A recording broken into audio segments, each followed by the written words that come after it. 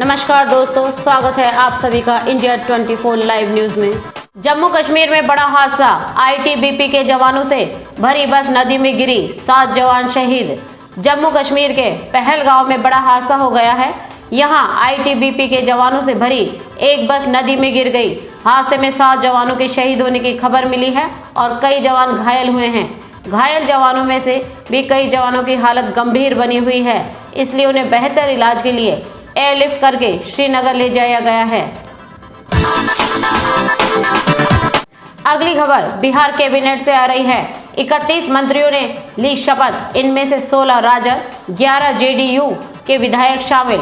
Bihar cabinet में कुल 31 विधायकों ने शपथ ली हैं, जिनमें से आरजेडी के 16, जेडीयू के 11, कांग्रेस से 2, हम से 1 और एक निर्दलीय विधायक ने शपथ ली।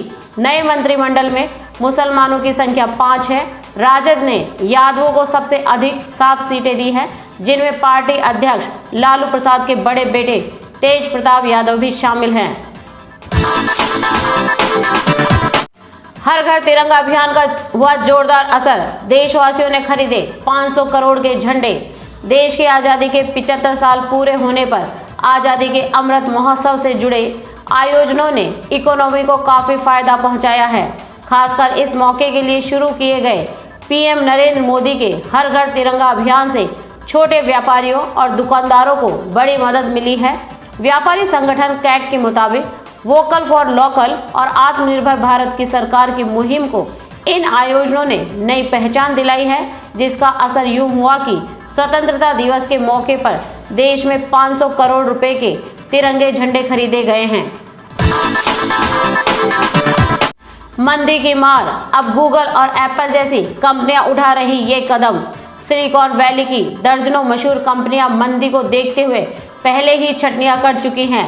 अब गूगल ने अपने कर्मचारियों को आने वाले समय में छटनी के लिए तैयार रहने को कहा है। वहीं दूसरी ओर एप्पल ने हायरिंग पर फ्रीज के बाद अब 100 कॉन्ट्रैक्ट रिक्रूटर्स को नौकरी से निकाल दिया है। बीसीसीआई के पूर्व अधिकारी अमिताभ चौधरी का कार्डियक अरेस्ट से निधन, लंबे समय तक थे टीम इंडिया के मैनेजर। बीसीसीआई के पूर्व ज्वाइंट सेक्रेटरी अमिताभ चौधरी का मंगलवार को निधन हो गया। झारखंड क्रिकेट एसोसिएशन के लंबे वक्त तक अध्यक्ष रहे अमिताभ चौधरी को रांची में स्टेडियम बनवाने का क्रेडिट जाता है। उनके निधन पर झारखंड के मुख्यमंत्री हेमंत सोरेन समेत अन्य कई बड़ी हस्तियों ने दुख व्यक्त किया है। एक हफ्ते तक श्रीलंका में क्या सिर्फ तेल भरवाएगा चीनी जहाज या जासूसी का इरादा? चीन की सेना के नियंत्रण में रहने वाला जासूसी जहाज युआन वांग मंगलवार की सुबह श्रीलंका के हबनटोटा बंदरगाह पर पहुंच गया है। इस बंदरगाह पर पहुंचने के साथ ही चीनी जासूसी जहाज युआन वांग की जद में दक्षिण भारत के आंध्र प्रदेश तक के सभी बंदरगाह और परमाणु शोध केंद्र तक आ गए हैं। रक्षा मामले और विदेशी मामलों के जानकारों का स्पष्ट मानना है कि श्रीलंका की लचर विदेश नीतियों के चलते भारत की सुरक्षा पर यह खतरा मंडराया है, क्योंकि यह चीनी सेना के नियंत्रण वाला जहाज एक सप्ताह तक श्रीलंका के हबनटोटा बंदरगाह पर रहेगा। ऐसे में भारतीय सुरक्षा एजेंसियां भी न सिर्फ अलर्ट है, बल्कि हबनटोटा बंदरगाह की एक एक कार्य प्रणाली पर बारीकी से नजर बनाए हुए हैं।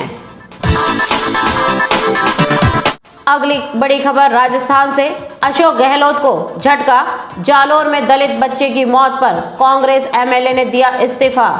मेघवाल ने कहा कि वो जालोर में 9 वर्षीय दलित छात्र की मृत्यु से आहत हैं। उनका कहना था कि कांग्रेस शासन में दलितों और वंचित समुदायों पर लगातार अत्याचार हो रहे हैं। कश्मीरी हिंदू का आतंकियों ने फिर किया बेरहमी से कत्ल, सुनील कुमार भट्ट का भाई भी जख्मी। स्वतंत्रता दिवस के जश्न के एक दिन बाद ही जम्मू और कश्मीर में फिर टारगेट किलिंग का मामला सामने आया है। आतंकवादियों ने शोपियां में आम नागरिकों पर गोलियां चला दी, जिसमें एक कश्मीरी पंडित की मौत हो गई। घटना में मृतक का भाई भी गंभीर रूप से घायल हो गया। मृतक का नाम सुनील कुमार भट्ट है और भाई का नाम पिंटू कुमार बताया जा रहा है। फीफा ने भारत को दिया झटका, एआईएफएफ को किया सस्पेंड, महिला वर्ल्ड कप की मेजबानी भी छीनी। फीफा ने ऑल इंडिया फुटबॉल फेडरेशन को तत्काल प्रभाव से निलंबित कर दिया है। फीफा ने थर्ड पार्टी के अनुचित प्रभाव का हवाला देते हुए भारत के फुटबॉल फेडरेशन को सस्पेंड किया है। इतना ही नहीं, फीफा ने अक्टूबर में भारत में होने वाले फीफा अंडर 17 महिला विश्व कप 2022 की मेजबानी भी छीन ली है। फीफा ने अपने बयान में कहा कि फीफा परिषद के ब्यूरो ने सर्वसम्मति से ऑल इंडिया फुटबॉल फेडरेशन को अनुचित हस्तक्षेप की वजह से तत्काल प्रभाव से निलंबित करने का फैसला लिया है। यह फीफा के नियमों का गंभीर उल्लंघन है। फीफा ने कहा कि एआईएफएफ कार्यकारी समिति की शक्तियों को ग्रहण करने के लिए प्रशासकों की एक समिति गठित करने के आदेश के निरस्त होने और एआईएफएफ प्रशासन द्वारा दैनिक मामलों पर पूर्व नियंत्रण हासिल करने के बाद निलंबन हटा लिया जाएगा। फीफा बयान में कहा गया है कि निलंबन का मतलब है कि भारत में 11 से 30 अक्टूबर 2022 को होने वाले फीफा अंडर 17 महिला विश्व कप 2022 का आयोजन भी नहीं हो सकेगा। हालांकि फीफा ने कहा कि वह टूर्नामेंट के संबंध में अगले कदमों का आकलन कर रहा है और ज़रूरत पड़ने पर इस मामले को ब्यूरो में भेजा जाएगा। फीफा ने कहा कि वह भारत के खेल मंत्रालय के लगातार संपर्क में है और उम्मीद है कि मामले का सकारात्मक परिणाम आ सकता है। फीफा ने इस महीने की शुरुआत में ही तीसरे पक्ष के हस्तक्षेप के कारण एआईएफएफ को सस्पेंड करने की धमकी दी थी। यह चेतावनी एआईएफएफ के चुनाव कराने के सुप्रीम कोर्ट के निर्देश के कुछ ही दिनों बाद दी गई थी। 28 अगस्त को एआईएफएफ के चुनाव होने वाले हैं। इस मामले में 17 अगस्त को सुप्रीम कोर्ट में सुनवाई है। 4 महीने में 5,332 डेथ, 10,000 से ज्यादा जख्मी, मौत का हाईवे बन रहा है मुंबई पुणे एक्सप्रेस वे। राकेश झुनझुनवाला के निधन के बाद कौन संभालेगा 46,000 करोड़ का साम्राज्य। बिग बुल राकेश झुनझुनवाला अपने पीछे एक बहुत बड़ा साम्राज्य छोड़ गए हैं। उनके परिवार में पत्नी रेखा झुनझुनवाला, बेटी निष्ठा झुनझुनवाला, बेटे आर्यमान और आर्यवीर झुनझुनवाला हैं। झुनझुनवाला की कुल संपत्ति करीब 46,000 करोड़ रुपए है। अब उनकी पत्नी साम्राज्य को अपने बच्चों के साथ मिलकर संभालेंगी। नीतीश सरकार में अनंत सिंह का रुतबा, जेल में रहकर भी खास को बनवाया मंत्री। AK-47 और हैंड ग्रेनेड जैसे हथियार रखने के मामले में भले ही बाहुबली अनंत सिंह अपनी विधायकी गंवा चुके हैं, लेकिन बिहार की सत्ता और सियासत में उनका रसूख अभी भी बरकरार है। मोकामा से विधायक रहे और छोटे सरकार के नाम से मशहूर राजद नेता अनंत सिंह के रसूख और प्रभाव की बानगी बिहार में मंगलवार को होने वाले नीतीश सरकार के विस्तार में भी देखने को मिल रही है। दरअसल नीतीश कैबिनेट में जिन नए चेहरों को जगह मिल रही है, उनमें अनंत सिंह का एक खास शख्स भी शामिल है। कुछ दिनों पहले बिहार में हुए MLC चुनाव में नीतीश कुमार की पार्टी JDU के उम्मीदवार को हराकर विधान पार्षद बने कार्तिकेय सिंह और कार्तिक मास्टर को भी बिहार सरकार के मंत्रियों की सूची में जगह मिली है। इस बात से ही अंदाजा लगाया जा सकता है कि अनंत सिंह का प्रभाव और उनकी अहमियत बिहार की राजनीति में किस कदर है। मोकामा से विधायक रह चुके अनंत सिंह के बेहद करीबी कार्तिकेय मास्टर उर्फ कार्तिकेय सिंह को मंत्री बनाए जाने की सुगबुगाहट सरकार के गठन के साथ ही शुरू हो गई थी और इस बात पर मुहर उनको राजभवन से उनको आईफोन कॉल के साथ ही लग गई। अनंत सिंह ने जेल में रहकर भी अपना पावर दिखाया और कार्तिकेय मास्टर को मंत्री की कुर्सी दिलवा दी। अमूल और मदर डेयरी ने बढ़ा दिए दूध के दाम, 6 महीने में दूसरी बार इजाफा। आम आदमी को महंगाई का एक और झटका लगा है। अमूल और मदर डेयरी ने दूध के दाम में 2 रुपये प्रति लीटर की वृद्धि कर दी है। नई दर 17 अगस्त से लागू हो जाएगी। दिल्ली NCR समेत देश भर के लिए नई दरें लागू हो जाएगी। दक्षिण चीन सागर में अमेरिका के सामने चीन की खतरनाक पनडुब्बी। ताइवान में अमेरिकी प्रतिनिधि मंडल पर आग बबूला हुआ ड्रैगन।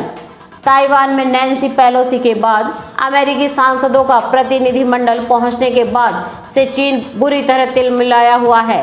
चीन ने अमेरिका के एयरक्राफ्ट कैरियर को डुबोने के लिए समुद्र में खतरनाक हथियार उतार दिया है। इसके पूर्व नैन्सी की ताइवान दौरे के बाद चीन ने कड़ी प्रतिक्रिया जताते हुए ताइवान की सीमा पर खतरनाक मिसाइलें, युद्धपोत और कई युद्धक विमान तैनात कर दिए थे। अब यह देखना दिलचस्प होगा कि चीन अपनी आगे की क्या रणनीति अपनाता है। क्या वह सच में आक्रामक मूड में है? क्या वह इसके विरोध में अमेरिकी पोत पर हमला कर सकता है? लाल सिंह चड्ढा का हाल देख बॉयकट ब्रह्मास्त्र ट्रेंड से घबराए करण जौहर। रणबीर कपूर और आलिया भट्ट स्टारर फिल्म ब्रह्मास्त्र अयान मुखर्जी का ड्रीम प्रोजेक्ट है। अयान मुखर्जी ने इस फिल्म को बनाने में काफ़ी मेहनत की है, लेकिन फिल्म के रिलीज से पहले ही लोग ब्रह्मास्त्र को बॉयकट करने की बात कर रहे हैं। लाल सिंह चड्ढा और रक्षाबंधन के बाद अब ट्विटर पर बॉयकट ब्रह्मास्त्र ट्रेंड कर रहा है। ब्रह्मास्त्र फिल्म करण जौहर के प्रोडक्शन में बनी है। करण जौहर ने अब बॉयकट ब्रह्मास्त्र ट्रेंड पर रिएक्ट किया है। दरअसल बीते दिन 15 अगस्त को ब्रह्मास्त्र के डायरेक्टर अयान मुखर्जी का बर्थडे था। अयान के बर्थडे पर करण ने स्पेशल नोट के साथ उन्हें विश किया।